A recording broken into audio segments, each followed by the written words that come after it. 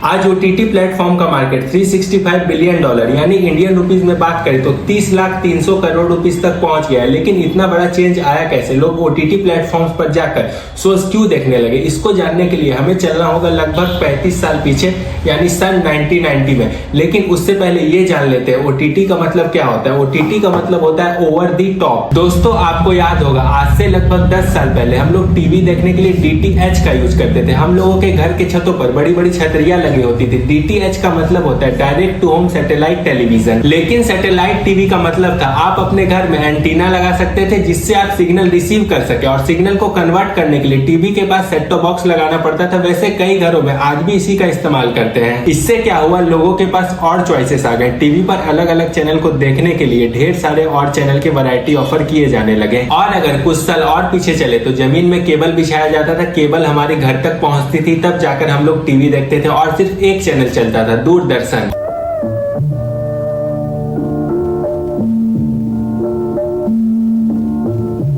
और ये ऐसा समय था जब जिसके घर में टीवी नहीं होता था वो पड़ोसी के घर में जाके टीवी देखता था। हम लोगों ने भी ये चीज किया है और शायद आपके पेरेंट्स ने भी ये चीज किया होगा। ऐसा क्रेज था दूरदर्शन चैनल का। हालांकि अब इसका नाम बदल के नेशनल चैनल कर दिया गया है। और उस समय एक शो आता था शक्तिमान,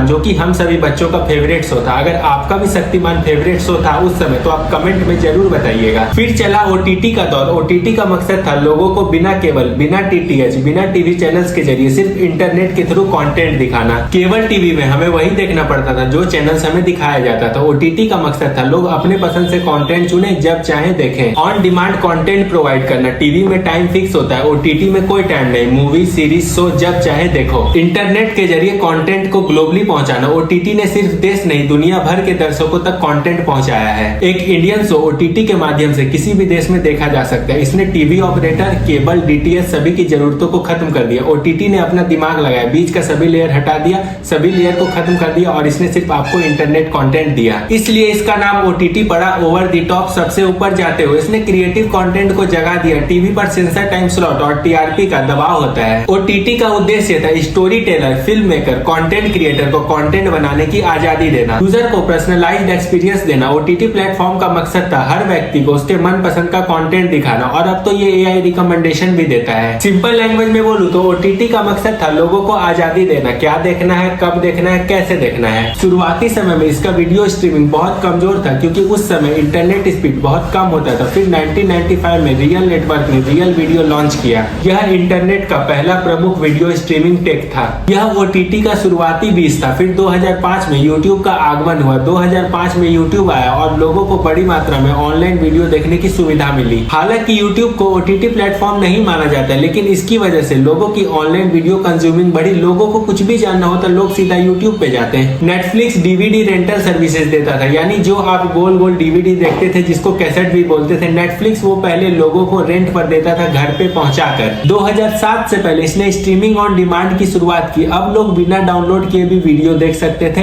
ये ओटीटी का असली जन्म माना जाता है। फिर 2008 में आई हुलू। इससे टीवी शोज ऑनलाइन देखने की सुविधा मिली। और उसके बाद लॉन्च हुआ अमेजॉन प्राइम वीडियो 2011 में, और ये ओटीटी इंडस्ट्री का बड़ा खिलाड़ी बन गया। और जब से जियो आया स्मार्ट टीवी का डिमांड बढ़ता ही चला गया। Android, iOS, mobile, internet, 3G, 4G, 5G, smart TV और स्मार्टफोन की वजह से ओटीटी में तेजी आया और अब ओटीटी टीवी देखने जितना आसान हो गया है। भारत में ओटीटी की शुरुआत 2015 में हुई थी। भारत में ओटीटी मार्केट को बूम एक्चुअल में जियो 4G आने के बाद 2016 में मिली। भारत में ओटीटी प्रमुख launch Hotstar 2015, Voot 2016, Amazon Prime Video India 2016, Netflix India 2016, G5 2018, Sony Liv 2013। लेकिन 2019 में नया वर्जन आया। जियो के सस्ते इंटरनेट से ओटीटी का उपयोग बढ़ गया और सबसे ज्यादा स्टैब्लिश ये कोविड के दौरान हुआ, यानी 2020 से 2021 के बीच। इस समय सिनेमा घर बंद थे। फिल्मों को, वेब सीरीज को ओटीटी प्लेटफॉर्म पर रिलीज किया जाने लगा। इससे ओटीटी सब्सक्रिप्शन पर रिकॉर्ड वृद्धि हुई।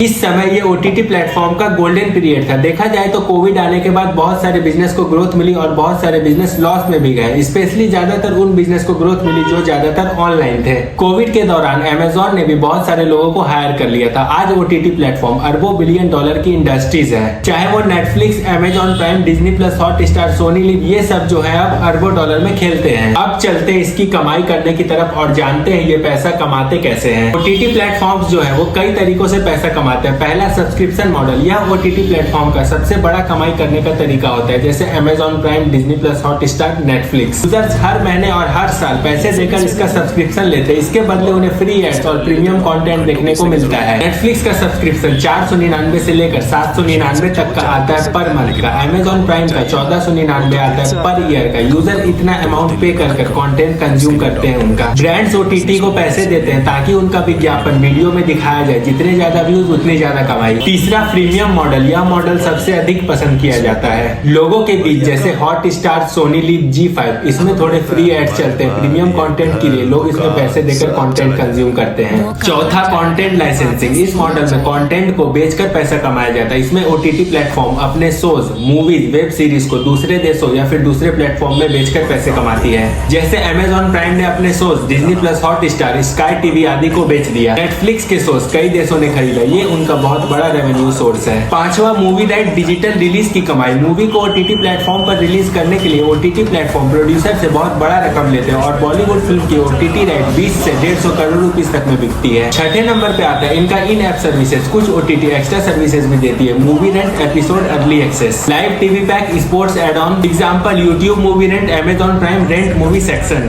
सातवां ओटीटी ब्रांड स्पॉन्सरशिप। जब कोई कंपनी या ब्रांड अपने प्रोडक्ट या अपने नाम को प्रमोट करने के लिए OTT platform, web series, movies या फिर उसके शोज के साथ जुड़ती है तो उसे ब्रांड स्पॉन्सरशिप कहते हैं। यानी ब्रांड्स पैसा देती है और ओटीटी प्लेटफॉर्म उस ब्रांड को अपने शोज में दिखाता है, जैसे आपने बहुत सारे मूवी और शोज में देखा ही होगा। Presented by etcetera entertainment, powered by etcetera entertainment. यह चीज शो के शुरुआत में लिखा हुआ आता है और ये सबसे महंगा स्पॉन्सर स्लॉट होता है। ब्रांड का नाम और लोगो शो के शुरुआत और अंत में दिखाई देते हैं। आठवां डेटा मोनेटाइजेशन, ये यूजर बेस्ड रेवेन्यू होता है। ओटीटी प्लेटफॉर्म यूजर के आदतों को एनालाइज करता है, यूजर क्या देखता है, ब्रांड्स और एड एजेंसीज को ये इनसाइट्स बेचते हैं बिना पर्सनल डेटा दिखाए। इसलिए जो चीज आप देखते हो वही चीज आपके फीड में बार बार रिकमेंड होता है। कहा जा रहा है आजकल लोग सिनेमा घरों में जाकर पिक्चर देखने की जगह ओटीटी प्लेटफॉर्म पर फिल्में देखना प्रेफर कर रहे हैं। इससे फिल्म इंडस्ट्री को काफी नुकसान हो रहा है। हालांकि इंटरेस्टिंग बात यह है, शुरुआती दिनों में ओटीटी प्लेटफॉर्म्स के आने से फिल्म प्रोड्यूसर को बड़ा फायदा हुआ। इन ओटीटी प्लेटफॉर्म्स ने करोड़ों रुपीस खर्च किए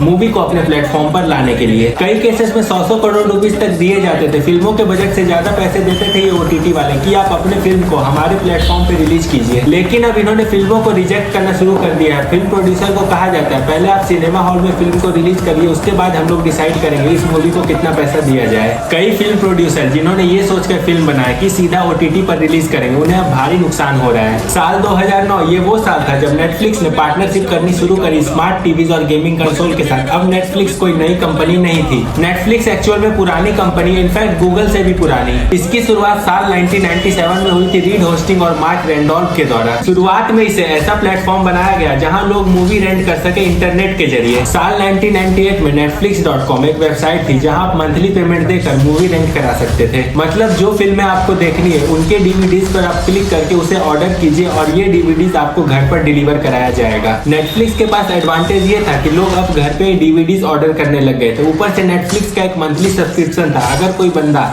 मंथली सब्सक्रिप्शन लेता है तो उसे अनलिमिटेड डीवीडीज दिए जाते थे। नेटफ्लिक्स अपने इनोवेशन में हमेशा 2 कदम आगे था। इस पॉइंट ऑफ टाइम तक वो समझ गया था कि सीडी और डीवीडी का धंधा ज्यादा दिन तक नहीं चलने वाला है। इंटरनेट बड़ी तेजी से इंप्रूव हो रहा है, आने वाले टाइम में लोग प्रेफर करेंगे डीवीडीज के जगह ऑनलाइन स्ट्रीम करके शोज को देखना। इसलिए ऑलरेडी 2007 में नेटफ्लिक्स एक ऐसी सर्विस बनाना चाहता था जहां पर लोग वेबसाइट में जाकर फिल्मों को स्ट्रीम कर सके। 2 साल बाद 2009 में उन्होंने टीवी कंसोल के साथ डील करी और 2010 में जाकर उन्होंने बड़ी बड़ी फिल्म प्रोडक्शन कंपनी के साथ डील करना शुरू किया, जैसे सोनी, पैरामाउंट और डिज्नी। नेटफ्लिक्स ने इन बड़े प्रोडक्शन हाउसेस को पैसे दिए अपनी फिल्में हमें बेच दो ताकि इन फिल्मों को हम लोग अपने प्लेटफॉर्म पर स्ट्रीम करके दिखा सके। उस साल 2010 में नेटफ्लिक्स की वैल्यूएशन थी अराउंड $24 मिलियन और आज के दिन नेटफ्लिक्स की वैल्यूएशन है $20 बिलियन से ऊपर। कितना बड़ा अमाउंट है इसको इमेजिन करने के लिए आप ट्विटर से कंपेयर कर सकते हो। ट्विटर को $44 बिलियन में खरीदा गया, तो नेटफ्लिक्स की वैल्यूएशन 5 गुना ज्यादा है ट्विटर के कंपेयर में। 2011 2011 में नेटफ्लिक्स ने रियलाइज किया कब तक हम इन प्रोडक्शन हाउस से फिल्में खरीदते रहेंगे, इस पे डिपेंड होने के बजाय क्यों ना थोड़े पैसे लगाया जाए और हम खुद की फिल्में बनाना चालू करें। इस रीजन से दोस्तों 2013 में नेटफ्लिक्स अपनी ओरिजिनल टीवी सीरीज लॉन्च करता है, हाउस ऑफ कार्ड्स और orange is the new black. ये इनके पहले टीवी शोज होते हैं जो कि बहुत सक्सेसफुल साबित होते हैं और यहीं से नेटफ्लिक्स अपने शोज बनाना शुरू कर देता है। तो यही है इन ओटीटी प्लेटफॉर्म्स का मॉडल जिसकी वजह से आज ये $1 बिलियन की इंडस्ट्रीज बना। मिलते हैं नेक्स्ट वीडियो में। Make sure to subscribe the channel till the and.